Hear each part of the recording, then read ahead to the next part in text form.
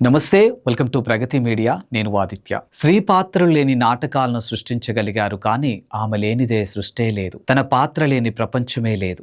ఆమె అమ్మగా జన్మనిస్తుంది, జన్మంతా ఇస్తుంది. బహుపాత్రధారిణిగా తన బాధ్యతలను ఇంటా బయట నిర్వర్తించగలిగే శక్తి ఆమె. అతివ ఆకాశంలో సగం వంటూ నవచైన నాటి అధిపతి మావో సెంటుంగ్ ప్రస్తుతించారు. ఇల్లాలే ఈ జగతికి జీవన జ్యోతి అని మహాకవి శ్రీశ్రీ కీర్తించారు. దివిలో మహిళ ఆమెదే ముఖ్య భూమిక. ఇంతటి ఖ్యాతి ఉన్న మహిళా ఘనతను తలుచుకునే సందర్భం మహిళా దినోత్సవం. అలాంటి వనితల కథాంశాలతో సినీ యవనిక మీద వెలిగిన కొన్ని ముఖ్య చలనచిత్రాలను ప్రస్తావించుకుందాం. నారి లోకానికి అక్షర నీరాజనాలు పలుకుతాం. ఆమె సముద్రాలను ఈదే సాహసనారి, అంతరిక్ష నౌకల్లో పరిశోధనలకు దిక్చోచి, ఇంటికి ఇరుసుగా ఉన్న స్త్రీ కాలంతో పాటు ఎన్నో అవరోధాలను దాటి అవకాశాలను సృష్టించుకొని ఎదిగే రాజ్యాలు ఏలుతుంది. మనకు ప్రధాన వినోద వల్లరిగా, చైతన్య దీపికగా వెలిగే వెండి తెర మీద మహిళలదే హవా. మహిళాభ్యుదయమే ప్రధాన కథాంశంగా నాటి నుంచి నేటి వరకు ఎన్నో చలనచిత్రాలు వచ్చాయి. గూడవల్లి రామబ్రహ్మం, మాలపిల్ల, ప్రజానాట్య మండలి వ్యవస్థాపకులు గరికపాటి రాజారావు, పుట్టిల్లు నుండి నేటి వరకు ఎందరో మహానుభావులు ఎన్నో మహిళా చిత్రాలను వెండి తెరకెక్కించారు. 1953లోనే భానుమతి రామకృష్ణ సినిమా చండీరాణి ఓ సంచలనం. వెండితెర వేల్పులుగానే కాక చలనచిత్ర పరిశ్రమలో పలు విభాగాల్లో స్త్రీలు తమ సత్తా చాటారు.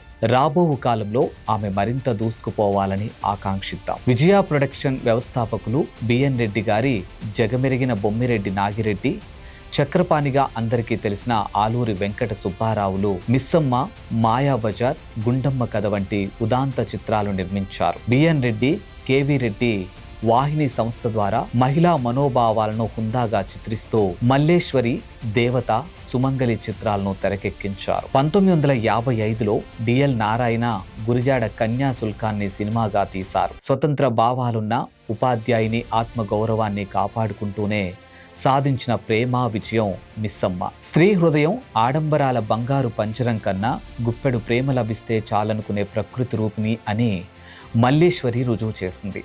స్త్రీపై పెత్తనం, అణచివేతలు వద్దని, ఆమె స్వేచ్ఛకు భంగం కలిగించక ఆమె ఆత్మాభిమానాన్ని గుర్తెరగమనే ప్రబోధలకు ఆధునిక తెలుగు సినిమా తెరతీసింది. తరువాత కాలంలో విక్టరీ మధుసూదన్ రావు నుంచి దాసరి నారాయణరావు దాకా, క్రాంతి కుమారు నుంచి మోహన గాంధీ దాకా ఆ వరవడిని కొనసాగించారు. వి మధుసూదనారావు దర్శకత్వంలో సమాజాన్ని తట్టిలేపిన మనుషులు మారాలి మహిళా చిత్రాల్లో ఒక ప్రపంచం. అస్పృశ్యత, దురహంకారం మధ్య మదనపడే పేద మహిళ చుట్టూ తిరిగే కథ ఊర్వశి శారద నటన ప్రేక్షకాలోకాన్ని ఆకట్టుకుంది. స్వాతి, మౌన పోరాటం, మయూరి వంటి సినిమాలు తెలుగు చలనచిత్రాన్ని మరో మెట్టెక్కించాయి. స్త్రీ పాత్రలకు కొత్త నిర్వచనాన్నిచ్చాయి. కె విశ్వనాథం తీసిన శంకరాభరణం, సప్తపది, సాగర సంగమం, స్వర్ణకమలం, స్వాతిముత్యం సినిమాల్లో కథానాయిక పాత్రలో తిరుగుబాటు తత్వంతో సందేశాత్మకంగా నిలిచాయి. దాసరి నారాయణరావు దర్శక నిర్దేశకత్వంలో వచ్చిన ఒసే రాములమ్మ, బి నరసింగారావు దాసి సినిమాలు కలకాలం గుర్తుండే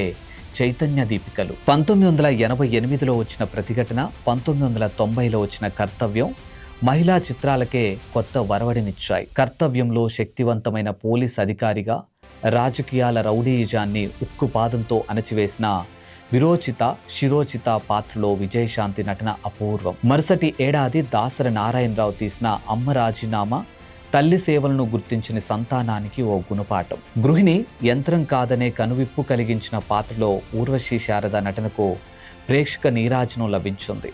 1993లో కె అజయ్ కుమార్ మాతృదేవోభవ చిత్రం అందరినీ కదిలించింది. క్యాన్సర్తో మరణం అంచుకు చేరి ఓ అమ్మ తన బిడ్డల భవిత కోసం వారిని దత్తతకిచ్చే ఆవేదన, ఆర్తిని చిత్రించింది. 2022లో గార్గి చిత్రంలో గౌతమ్ రామచంద్రన్ ప్రేక్షకులను పలకరించారు. ఇందులో సాయి పల్లవి ప్రధాన భూమిక.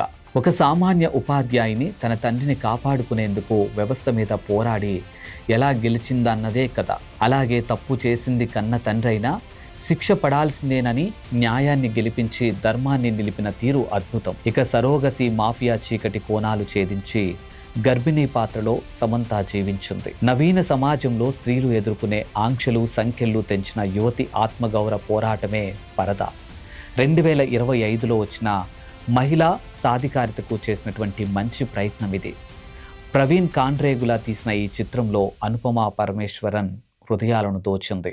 స్త్రీని బాపు సాత్వికంగా చిత్రించిన వంశీ, ప్రకృతి రూపంగా మలిచిన టి కృష్ణ, పోరాట శక్తిగా నిలిపిన శేఖర్ కమ్ముల, ఆత్మ అభిమానిగా చూపించిన స్త్రీలోని కోణాలను సృష్టింపజేశారు. అలా ఆమె ఆత్మను దర్శింపజేసే చిత్రాలెప్పటికీ సజీవాలే. అలనాటి మాలపిల్ల నుంచి నేటి గార్గి దాకా అనేక మహిళా చైతన్య ప్రబోధ చిత్రాలు ప్రేక్షకాలోకాన్ని ఆలోచింపజేశాయి. సామాజిక స్పృహతో స్త్రీ అంతరంగాన్ని బటర్ఫ్లై, గర్ల్ ఫ్రెండ్ సినిమాలు తట్టిలేపాయి. ఇలా వెండితెర వెలుగు నీడల్లో తెలుగు చలన చిత్రాలు మహిళా కథాంశాలతో వచ్చి తమదైన ముద్రని వేశాయి. విజయ్ నిర్మల దర్శకురాలిగా గిన్నిస్ రికార్డులకెక్కిన నందిని రెడ్డి, సుధా కొంగరాలు, వరలక్ష్మి, శరత్ కుమార్ వంటి ఔత్సాహులకు మార్గదర్శకాన్నిచ్చిన అది సినీ చరిత్రకే అపురూపం. ప్రియాంక దత్, స్వప్న దత్, నిహారిక కొనిదెల వంటి నిర్మాతలతో కొత్త పవనాలు వీస్తున్నాయి. ముందు మరింత మహిళా చైతన్యం తెలుగు తెర మీద వెళ్లి విరియాలని ఆశిద్దాం. అందరికీ మరొక్కసారి మహిళా దినోత్సవ శుభాకాంక్షలు.